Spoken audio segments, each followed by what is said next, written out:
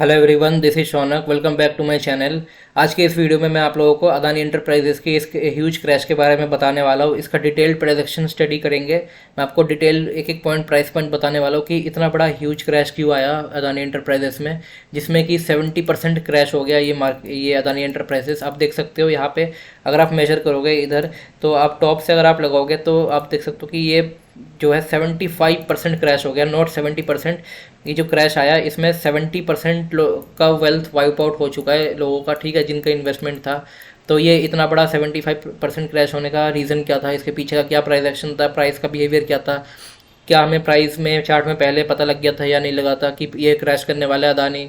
ठीक है, वीडियो को एंड तक देखना तो आपको सारे पॉइंट समझ पाएंगे। एक एक पॉइंट में डिटेल में आप लोगों को एक्सप्लेन करने वाला हूँ। और मेक श्योर कीजिए आप इन प्राइस पॉइंट्स को अपने नोट कॉपी में लिख के रखो, तो आपको ये फ्यूचर में काम आएंगे अगर आप ट्रेडिंग या इन्वेस्टिंग करते हो तो आपको पहले से अलर्ट मिल जाएगा। ठीक है, तो स्टार्ट करते हैं, चलिए। तो पहले मैं आपको ये दिखाना चाहूँगा कि आप देख सकते हो कि ये अदानी में जो है, आप पहले एक बार ध्यान से ये देखो कि 2021 से शुरू करते हैं। ठीक है, 2021 यहाँ पे था। एक सेकंड, ये थोड़ा, हाँ, ये 2021 से लेके ये 2020 का दिसंबर का, ये आपका नवंबर का, सॉरी, क्रैश जो है वो दिसंबर का है। ये दिसंबर 22 का कैंडल है और जनवरी 23 का कैंडल है ये। तो एक्चुअली जो है, जो इसका ट्रेंड जो है, इतना बड़ा ट्रेंड है, इसका जो एंड हुआ है नवंबर में हुआ। ठीक है, तो ये 2021 का जनवरी से लेके नवंबर तक, मतलब 2021 एंड 2022, ठीक है, पूरे 2 इयर्स इसको लगा, 2 साल लगा अदानी को, कितने से 400 रुपये से यहाँ पे जाने में। ठीक है, 4200 तक। और ये कितने का लो मारा, फ्राइडे वाले दिन इसने लो मारा 1000 का लो। ठीक है, 4200 से लेके ये 1000 पे क्रैश कर गया। ठीक है, तो आप देख सकते हो 4200 से लेके 1000 का जो लेवल है, ये लेवल। आप अगर इसको देखो, यहाँ से 1000 से इसको 4200 जाने में 2 इयर्स लगा। ठीक है, और इसको क्रैश करने में सिर्फ 2 वीक्स लगा। ठीक है, 2 हफ्ते में ये क्रैश कर गया। ठीक है, एक्चुअली 2 मंथ्स लगा, लेकिन 2 वीक्स में ज़्यादा क्रैश हुआ है। 2 मंथ्स में, दिसंबर में उतना हुआ नहीं था, मेन क्रैश जो जनवरी में हुआ है। तो मैं आपको आगे वीकली एंड डेली चार्ट्स में भी एक्सप्लेन करने वाला हूँ कि प्राइस में हमें पहले से पता चल गया था। ठीक है, देखिए, जो न्यूज़ आया, न्यूज़ रिपोर्ट आया कि ये फ्रॉड है एंड वगैरह वगैरह जो भी है, हम न्यूज़ पर फोकस नहीं करेंगे, क्योंकि जो एक चार्ट जो होता है, ठीक है, प्राइस का जो चार्ट होता है वो हमें पहले से बता देता है, एक प्राइस एक्शन पहले से बता देता है कि ये प्राइस जो है ये यहाँ से क्रैश करने वाला है या उठने वाला है। तो अदानी के चार्ट में सेम प्राइस में पहले ही इंडिकेशन आ चुका था कि अदानी एंटरप्राइजेस जो अदानी ग्रुप है टोटली क्रैश करने वाला है। ठीक है, तो चलिए शुरू करते हैं। अब देख, मैं आपको पहले बताना चाहूँगा, तो जो पहला पॉइंट है, आप ये लिख सकते हो कि price can not move in A 90 degree angle. Okay, आप ये पहले अपने कॉपी में लिख लो, प्राइस जो है 90 डिग्री एंगल में कभी मूव नहीं कर सकता अप साइड। ठीक है, अगर ये 90 डिग्री एंगल में ऊपर मूव कर रहा है तो ये श्योरली क्रैश करेगा नीचे।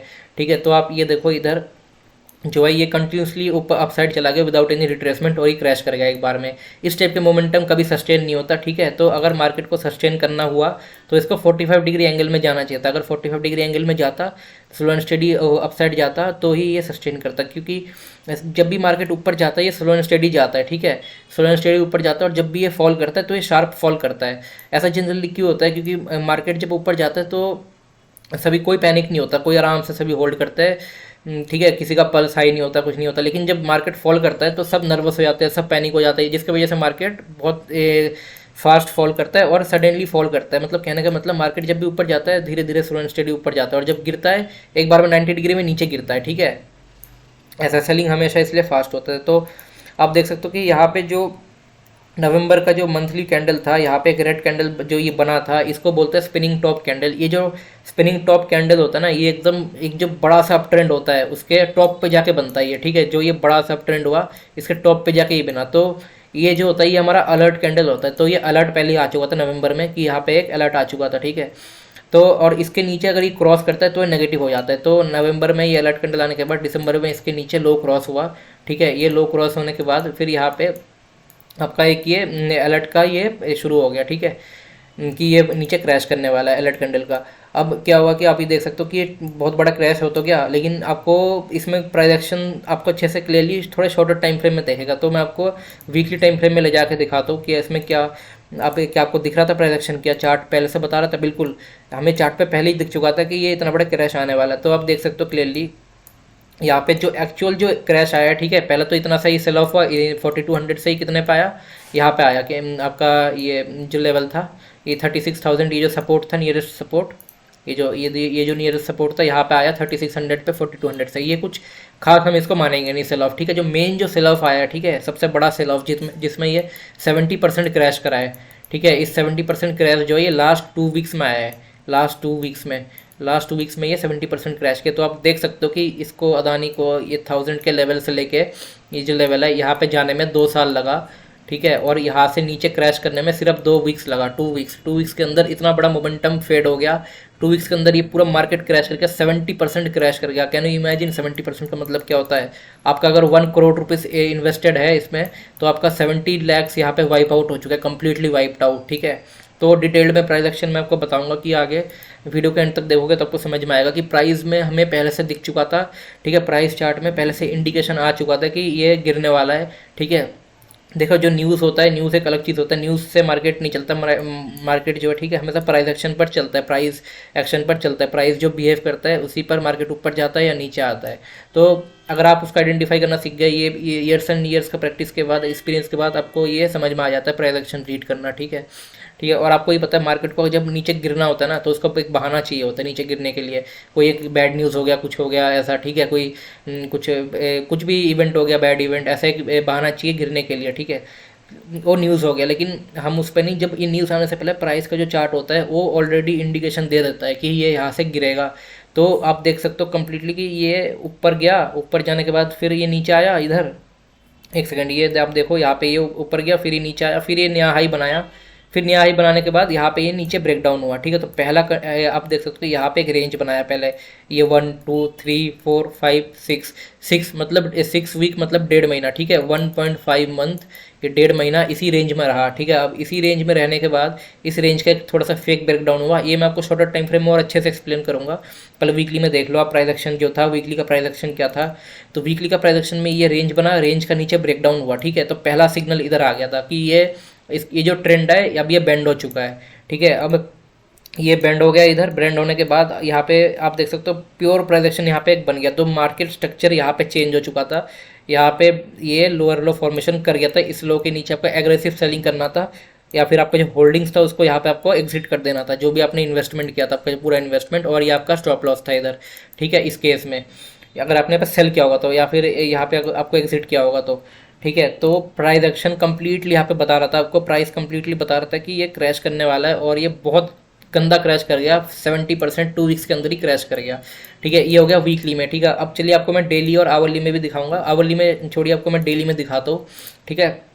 डेली में आप देख सकते हो, आपको डेली में सेम यहाँ पे एक रेंज बन गया था पहले डेली में। तो इसने एक रेंज बनाया, यहाँ पे रेंज बना, ठीक है, 1.5 महीने का। इस रेंज के बाद यहाँ पे एक ब्रेकआउट हुआ, इस ब्रेकआउट पे दुनिया ने बाय किया, पूरे दुनिया ने, ठीक है, पूरे दुनिया ने यहाँ पे बाय करा। उसके बाद यहाँ पे सेल ऑफ आ गया। तो ब्रेकआउट के बाद इतना बड़ा ब्रेकआउट ट्रैप बोलते हैं इसको, ठीक है। इसको इंस्टीट्यूशनल ब्रेकआउट ट्रैप कहा जाता है। अब इंस्टीट्यूशनल ब्रेकआउट ट्रैप में बड़े मूव कब आता है मार्केट को? अगर बहुत बड़ा ऊपर जाना है तब कब ट्रैप आएगा? जब मार्केट को, जब यहाँ पे मान लो यहाँ पे लोअर लेवल पे हो, यहाँ पे सेलर्स को ट्रैप होगा, ठीक है। जब सेलर्स ट्रैप होता है उसके बाद मार्केट बड़ा मूव अपसाइड करता है, ठीक है। और जब बायर्स ट्रैप होते हैं, ठीक है, जैसे बायर्स ट्रैप होता है तब डाउन साइड बड़ा मूव मार्केट करता है। तो यहाँ पे बायर्स को पहले फंसाना था, उसके बाद तो बड़ा मूव आएगा, ठीक है।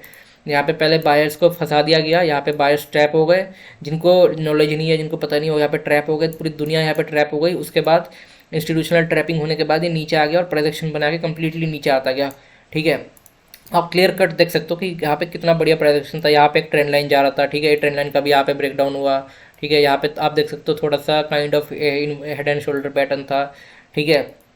इतने सारे प्राइस में कंफर्मेशन थे हमारे पास कि ये यहाँ पे सेल ऑफ आने वाला है। ये ट्रेंड लाइन का भी ब्रेक डाउन हुआ, ठीक है। ये लोअर लो बना के कम्प्लीटली नीचे जाता गया। तो प्राइस में हमें ऑलरेडी दिख रहा था, प्राइस चार्ट में पहले से इंडिकेशन था, ठीक है। न्यूज़ से कोई लेना देना नहीं है, जिनको पता कुछ है नहीं वही न्यूज़ करते रहते हैं। बाकी मार्केट जो है प्राइस एक्शन पर ही बिहेव करता है, ठीक है। और एक बात और याद रखना, मार्केट को अगर ऊपर ले जाना हो आपको, ठीक है, अगर मार्केट को ऊपर ले जाना हो तो आपके अकाउंट में पैसे होने चाहिए। आपके अकाउंट में पैसे होंगे तभी आप मार्केट को ऊपर ले जा पाओगे, ठीक है। लेकिन मार्केट को गिराने के लिए आपको पैसे की ज़रूरत नहीं पड़ती। मार्केट को गिराने के लिए जो आपके पास शेयर्स है उनको बस सेल करो, उनको शॉर्ट कर दो, ठीक है। आपको कुछ चाहिए नहीं होता, पैसा नहीं चाहिए होता मार्केट को गिराने के लिए।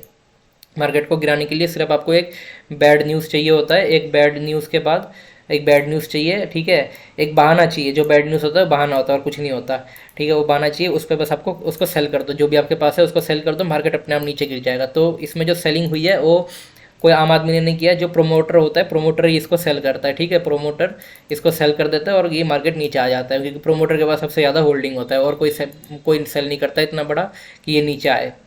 जैसे पेटीएम के केस में भी आप देख सकते हो, पेटीएम के केस में भी वो 2000 पे पेटीएम लिस्ट हुआ, लिस्ट होने के बाद वो नीचे आता गया कम्प्लीटली, क्योंकि उसका प्रोमोटर अपना स्क्वायर सेल करता गया होल्डिंग्स, अब वो लोअर लेवल पे बाई बैक कर रहा है। तो सेम अब आप खुद ही बताओ, अगर अदानी के पास इसके शेयर्स थे, ठीक है, अदानी के पास इसके शेयर थे 2020 में, इसका रेट था 2020 ईयर की बात है, तब इसका रेट था 200 150, ठीक है। अब कोई चीज़ 200 रुपीज़ से अगर 4200 चला जाए, ठीक है, तो आप इसमें प्रॉफिट बुक नहीं करोगे? बिल्कुल करोगे ना।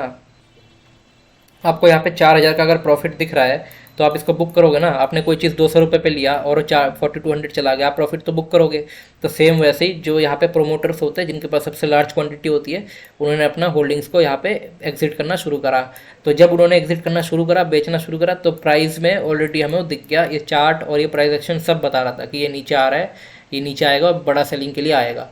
तो यही था रीज़न गिरने का, ठीक है। ये कंप्लीट चार्ट डिटेल एनालिसिस था जो मैंने आपको बताया। और इसको जो बोलते हैं ना, एक होता है Wyckoff price cycle theory. Wyckoff price cycle theory में क्या होता है, जो मैंने आपको पहले बताया कि वाइकॉफ प्राइस साइकिल थ्योरी में सेलर्स को फंसा के मार्केट ऊपर जाता है और बायर्स को ऊपर फंसा के मार्केट नीचे आता है। तो यहाँ पे जो है, यहाँ पे वाइकॉफ प्राइस साइकिल थ्योरी यहाँ पे अप्लाई हुआ है। यहाँ पे जो है बायर्स को फंसाया गया, ट्रैपिंग करी गई, इंस्टीट्यूशन ट्रैपिंग हो गया और ये नीचे आता गया, बायर्स को फंसा गया, ठीक है। इसको प्राइस साइकिल बोलते हैं। इसमें आपका क्या होता है कि एक्यूमुलेशन फेज़ होता है, एक्यूमुलेशन के फेज़ के बाद यहाँ पे अब देखो मैं आपको बताता हूँ वाइकॉफ प्राइस साइकिल में क्या होगा कि पहले यहाँ पे एक्यूमुलेशन होगा, उसके बाद सेलर्स को फंसाया जाएगा, ठीक है, मार्कअप रहेगा, मार्केट ऊपर जाएगा, फिर यहाँ पे होल्ड करेगा, यहाँ पे बायर्स को फंसाया जाएगा, फिर मार्केट नीचे आएगा, मार्क डाउन, ऐसे चलता है, ठीक है।